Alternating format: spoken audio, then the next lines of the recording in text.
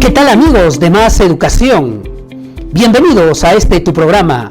Hoy inauguramos una serie de comentarios de mucha trascendencia que tienen que ver con realidad educativa nacional, mundial, para que puedas generar también tu propio punto de vista. Vamos a abordar un tema de mucha trascendencia: cómo los sistemas educativos en el mundo vienen desarrollando y sobre todo alcanzando logros de mucha trascendencia. Y para ello vamos a referirnos a una frase de José Carlos Mariátegui que hace 100 años había planteado en temas de educación y en 7 ensayos de interpretación de la realidad peruana.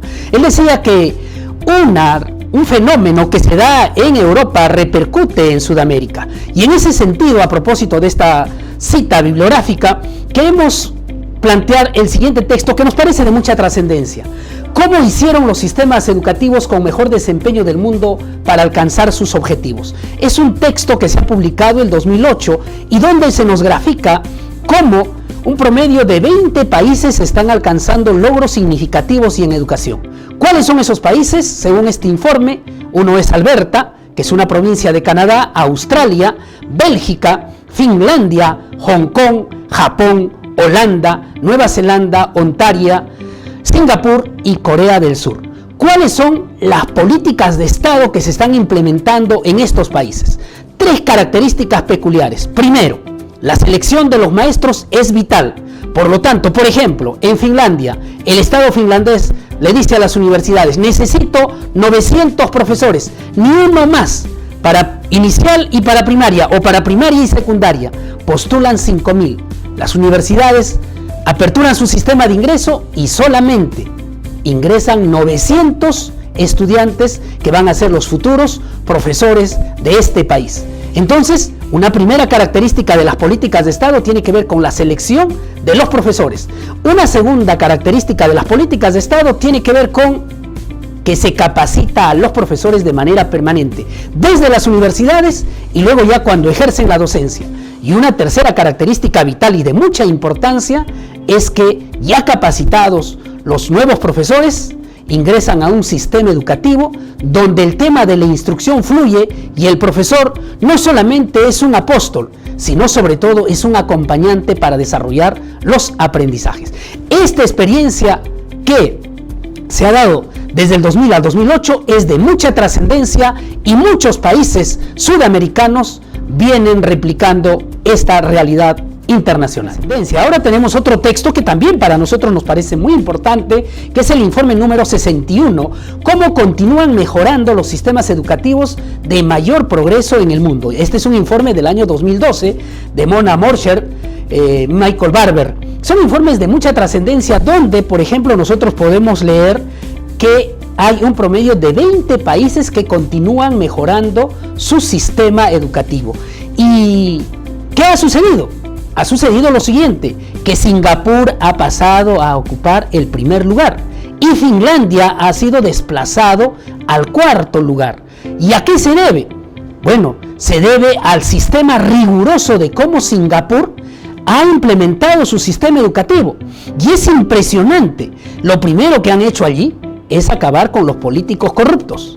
Y luego las políticas de Estado se han convertido en un elemento directriz para que la inversión sea una constante en este sistema educativo.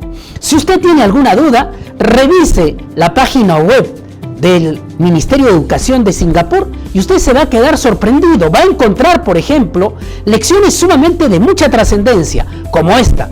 Por ejemplo, los estudiantes hasta 4º de primaria llevan un sistema riguroso de lectura, un sistema riguroso de matemática lógica, pero no descuidan áreas de mucha trascendencia como arte, como educación física. Y luego en 4º de primaria, ahí está la trascendencia, ya seleccionan a los estudiantes con habilidades diferenciadas. 5º y 6º de primaria, en estos países de mucha trascendencia, se selecciona a estos estudiantes y la alta demanda cognitiva fluye, cosa que en la secundaria la trascendencia del pensamiento complejo fluye y las especialidades se diversifican. ¿Y qué pasó con Finlandia, que pasó al 4º lugar? De acuerdo a nuestros estudios, los finlandeses están en un proceso de autoestudio y autoevaluación. ¿Por qué su sistema educativo de mucha trascendencia ha pasado a un 4º lugar? En ese sentido, quepa destacar que estos países continúan estudiando y continúan trabajando, a tal punto que el ministro de Educación de Singapur ha valorado, porque en estos últimos días la demasiada presión ha hecho que, por ejemplo, el tema del suicidio en muchos estudiantes, a tanta presión, se eleve de una manera, digamos, razonable, y el ministro de Singapur ha dicho: alto, tenemos que evaluar nuestro sistema. Sabemos que los profesores son una especie de tren veloz, y ahí ¿qué pasa? Esta diferencia que me parece de mucha trascendencia. El profesor tiene que atender de manera individual. ¿Por qué? Porque si un médico, por ejemplo, interviene a un paciente de manera individual, el maestro también tiene que hacerlo. Pero a veces el maestro en Finlandia, en Singapur y en los diferentes países tiene que atender en simultáneo no solamente a 15, a 20, hasta 25 y hasta 30 estudiantes. Entonces, cuando el ministro de Singapur dice que el profesor es un tren veloz, lo dice en el sentido de que el profesor tiene que atender en simultáneo a diferentes inteligencias múltiples, a diferentes necesidades de aprendizaje, y en simultáneo tiene que iniciar procesos pedagógicos y procesos didácticos. Por eso es que esta comparación de países de mucha trascendencia entre Finlandia y Singapur vale la pena, y esperamos también que con tu lectura puedas fortalecer esta experiencia de panorama internacional. Algo más, ¿saben qué país sudamericano se ha metido entre estos 20 países? Chile. Chile ha ingresado a este ranking, donde usted puede ver, si bien es cierto, Chile no tiene un sistema muy sofisticado de educación en el mundo, pero está ingresando a un plano de sistema regular, hecho que para ellos ya es de mucha trascendencia. Manejo idiomático, manejo de competencias y capacidades, y sobre todo evaluación formativa, que es el talón de Aquiles en el mundo, para dar sobre todo una información adecuada y pertinente a los padres que requieren información sobre la mejora de los aprendizajes de nuestros estudiantes. Los países con mayor desarrollo educativo en el mundo son, sin lugar a dudas, en la actualidad, Singapur, que empezó su reforma en el año 1979, Hong Kong, que empezó en el año 1980, Corea del Sur empezó en el año 1998, Ontario en el año 2003, Sajonia en el año 1992, Inglaterra en el año 1997, Letonia en el año 1990. Otro país sudamericano es Chile. ¿Cuándo empieza Chile su reforma? En el año 1994, Brasil en el año 2003, Jordania en el año 2000. Entonces, estos son los años específicos en los que empieza la reforma educativa en estos países. Estamos en el año 2019. Como los sistemas de mejora continua, está Singapur hasta Estados Unidos, Boston. Pero los países de sistema de mejora promisoria, de mejora regular, encontramos a Chile, a Brasil, a la India y a Jordania. Entonces, ¿qué para darle una mirada de cómo estos países, desde sus ministerios de educación, están planteando políticas de Estado? Pero eso pasa porque puede haber elecciones presidenciales, puede haber cambio de ministros, pero las políticas de Estado son acuerdos nacionales que los suscriben todos y no hay cambios. Esos cambios no se deben dar por ningún motivo. Entonces, ¿qué para darle una mirada? Les invito a ustedes, revisen la página web de cada uno de los ministerios de educación de estos países. Usted va a tener un problema, eso sí, te voy adelantando. Usted ingresa, por ejemplo, a la página web del Ministerio de Educación de Singapur, todo está en inglés. Pero como tenemos el traductor, con el traductor usted puede leer las novedades de lo que se están implementando en estos países. Por ejemplo, dicen cómo en Finlandia, ojo, estudian menos tiempo, dedican menos tiempo a las áreas, y cómo estos países, por ejemplo, que dedican menos tiempo a áreas de aprendizaje, logran buenos resultados en las evaluaciones internacionales. Queda una pregunta: ¿y cómo están trabajando la evaluación formativa, que es un talón de Aquiles? Okay. Y respecto a los presupuestos en educación en estos países, ¿qué hay que mencionar? Hay que mencionar que efectivamente los presupuestos son considerables en cada uno de estos países, donde efectivamente el Estado financia la educación, donde financia el sistema educativo, pero donde también la rigurosidad de preparación docente es impresionante. El director sabe que es un DT de la organización, de la gestión escolar. Y el profesor sabe también que tiene que prepararse y sabe que los regímenes de enseñanza es en un determinado tiempo y que los regímenes de vacaciones también. Por lo tanto, ¿qué va a hacer una diferencia? Por ejemplo, del 90 al 2000 en Perú, un docente ganaba menos de 100 euros. En Holanda, ¿cuánto ganaba un profesor del 90 al 2000? Un promedio de 2.000 a 2.200 euros. Pero ¿cuál era la diferencia? La diferencia sustancial era que el profesor tiene que capacitarse de una manera rigurosa y luego ser sometido a fin de año a una evaluación. Ellos saben, y sobre todo, el prestigio de docente. Ahí viene el otro punto. En estos países, el docente tiene un prestigio sumamente elevado. Lo saben en Singapur, lo saben en Finlandia. Ellos dicen, hay que cuidar el cerebro de nuestras futuras generaciones. Es la columna vertebral nuestros niños. Por lo tanto, la atención, el sistema de preparación y el mismo Estado sabe que la asistencia psicológica, la asistencia sociológica, adicionalmente a la capacidad de preparación del docente en temas de procesos pedagógicos, procesos didácticos, enfoques y sobre todo sistema disciplinar, es impresionante. Por eso es que quepa la necesidad de que las políticas de Estado, desde los acuerdos nacionales en cada país, funcionen y ayuden a direccionar sobre todo que el sistema educativo fluya como política de Estado para la mejora de los aprendizajes de todos los niños. Y ven cómo estas experiencias internacionales que estamos describiendo podrían ayudarnos a plantear un sistema educativo nacional que coadyuve con el desarrollo y el progreso de nuestro país. La educación es clave para el desarrollo, ahí están estas experiencias. Entonces, lo primero que hay que hacer es racionar el gasto. Si es que no se racionaliza el gasto, no vamos a avanzar como país. ¿Qué ha hecho Singapur? Ha eliminado los corruptos. Muchos de estos países lo que hacen, si bien es cierto, no han aumentado la capacidad de gasto, han sincerado, han cumplido con las políticas de gasto económico y han hecho más efectivo estas políticas económicas para que no distorsionar sus gastos. Y en ese mismo derrotero nosotros pensamos que cada uno de los estamentos, los municipios, los gobiernos regionales, el gobierno central, el Congreso de la República, tengan un sinceramiento de su gasto. Y los políticos corruptos tienen que desaparecer, no hay otro camino. La capacidad de austeridad que tienen que tener los ministerios, no es posible que se estén gastando en flores, no es posible que se estén gastando hasta en perfumar los servicios higiénicos. No se debe devolver el dinero al fisco, es la falta de capacidad de gerencia de quien está dirigiendo un ministerio, de quien está dirigiendo una región, o de quien está dirigiendo un municipio distrital o provincial, o de quien está dirigiendo una entidad de mucha trascendencia.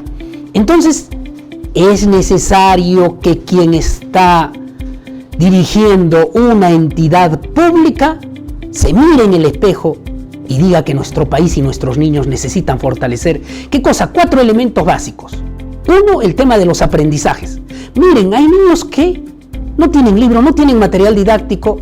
Hay lugares donde los profesores en zonas alejadas demoran en llegar, en zonas muy alejadas. En otros lugares falta infraestructura. El tema de la infraestructura es de mucha trascendencia. Hay algunas instituciones educativas que han sido declaradas en emergencia y el Ministerio de Educación necesita y urge invertir en estas entidades. Pero si hay corrupción, no podemos cumplir con este pilar que es de mucha trascendencia. Lo otro, revalorizar la carrera docente. Efectivamente, el gran cargo que ostenta un maestro es la de líder de una sociedad, es el más alto cargo de una democracia, como lo ha dicho José Antonio Encinas. Por lo tanto, hay que reivindicar, no solamente económicamente, sino de manera profesional, capacitar de manera permanente y coherente a nuestros docentes, de acuerdo a los postulados y observando estas experiencias internacionales. Cuando un directivo monitorea, cuando un especialista monitorea, no debe ir con la pierna en alto, debe ir a recoger las mejores experiencias y que esas mejores experiencias como hacen en estos países, se compartan y sean lecciones para seguir fortaleciendo la gestión escolar.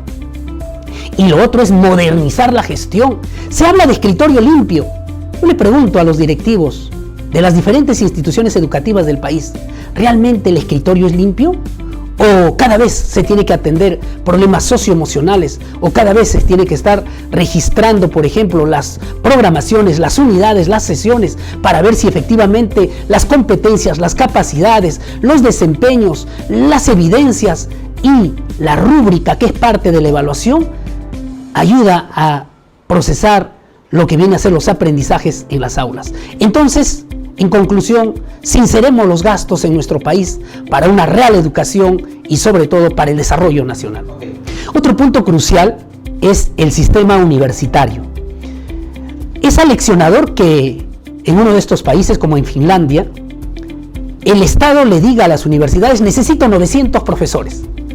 Postulan 5.000 y solamente ingresan 900 profesores. Estos 900 profesores se preparan durante 4 o 5 años y las prácticas preprofesionales se convierten en la columna vertebral para el ejercicio del futuro profesor. Y el profesor va a asumir con desafío los aprendizajes con las generaciones futuras. En nuestro país, ¿cuántos profesores tenemos titulados? Un promedio de 200.000. ¿Cuántos se nombran? Un promedio de 25.000. Entonces necesitamos también que en nuestro país las universidades y sobre todo el Estado regule estas políticas de admisión para que, sobre todo, las escuelas a largo plazo puedan tener también a los docentes con las características que estamos mencionando. El otro elemento de mucha trascendencia que quepa destacar es las programaciones que emite el Ministerio de Educación. Hemos escuchado en diferentes partes del Perú que todos los años, o cada 2, o cada 3, o cada 4 años, se cambian las programaciones o los diseños curriculares. Es natural que, como decía un filósofo, nadie se baña en un río 2 veces. Es de mucha trascendencia. En estos países que estamos observando, los diseños curriculares se cambian porque es normal. Nadie se baña en un río 2 veces, ni siquiera una vez. Por eso es que, por ejemplo, en estos países hemos observado que efectivamente hay un diseño curricular, pero cada escuela, cada colegio tiene autonomía para trabajar los estándares de aprendizaje, con las competencias, con las capacidades, con los desempeños. ¿Y cuál es la medición final?